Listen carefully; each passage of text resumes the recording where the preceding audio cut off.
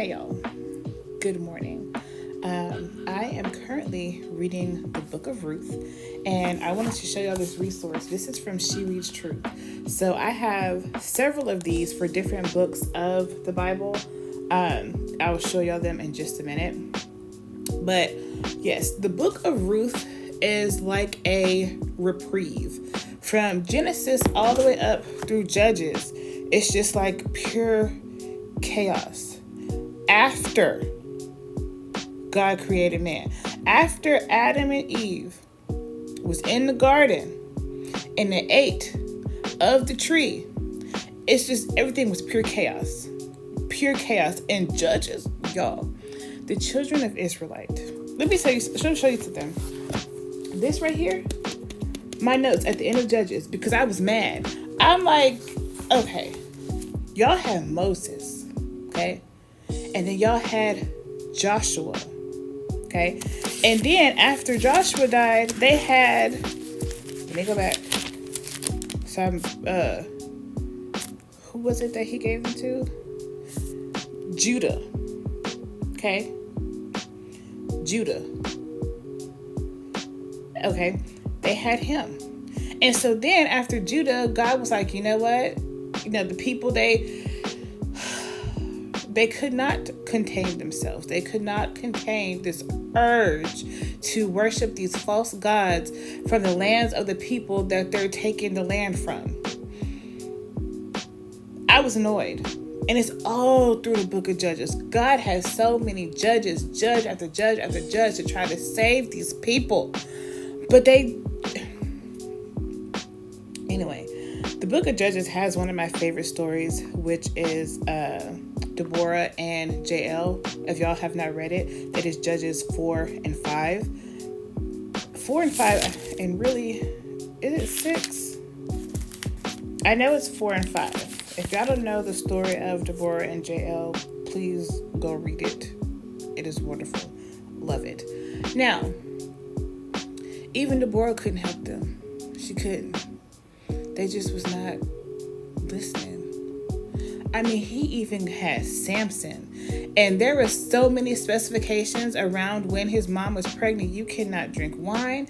You cannot drink anything of the sort. You cannot have unclean food. And when Samson was born, he cannot have those things either. And you can't cut his hair. What happened? Samson, first of all, before he even cut his hair, or had his hair cut, he killed a lion. And then he ate the honey out of the lion. The lion is dead. Anything that is dead is unclean. Like that, first of all, that's disgusting. That's nasty. And then he fed it to his parents who did not know. I'm like, that is gross. And you vile for doing that. So, and then he falls in love with this woman. And his parents was like, why? And I even made a note too. Like, he fell in love with this Philistine woman. And his parents were like, why you couldn't pick somebody that was, of our, our background. But God had a plan. That plan did not work for the Israelites, because at the end of Judges, they were still going around worshiping these gods, or like it says in the Bible, whoring after these gods. So then you get to the book of Ruth, and it's like oxygen, and you need it, y'all. Anyway, I love this, and I'm going to show you why I love this, as well as the other books that I have like this from She Reads Truth. So this is the book of Ruth, and it has the 2-week study plan. Even though the book of Ruth is only 4 chapters, in this 2-week plan, I see the significance of studying verses by verses. So they're like grouped together. And so we have the first one, which is, you have the key verse, which is this one. And then you have, this is basically the timeline, background, message, and purpose. And what I like about this is they also have this at the beginning of each book in the She Reads Truth Bible. I feel like this is important before each book to know when things happen, the message and the purpose behind that particular book. Love that. So then we have the importance of it. So we have Joshua, which is right before Judges, and then we have Ruth. So back to back, why they're important. And so on this other page, it says Joshua, Judges, Ruth. To understand the book of Ruth, it helps to remember its place in Israel's history.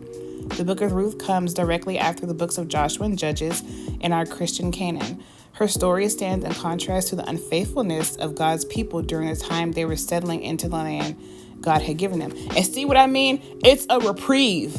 It's a reprieve to go to somebody who is like trusting, giving all of their trust and everything into God.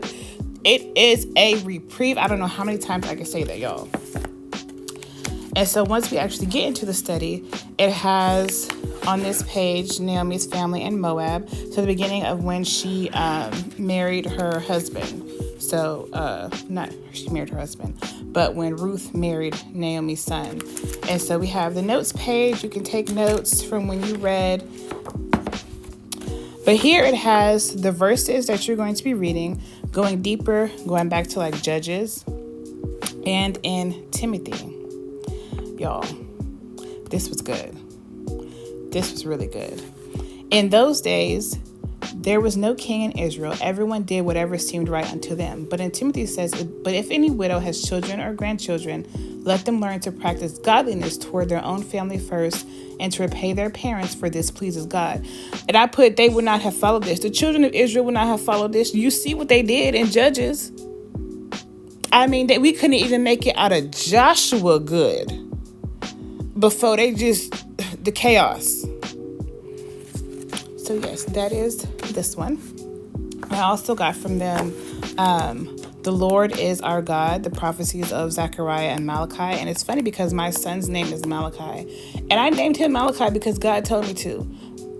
And I never really went to any deeper into finding out why. But yep, that's what I named him. And then we have Women and Men in the World, the Old Testament. And then we have the one for the New Testament. You have the Kingdom of God. And then I have Deuteronomy.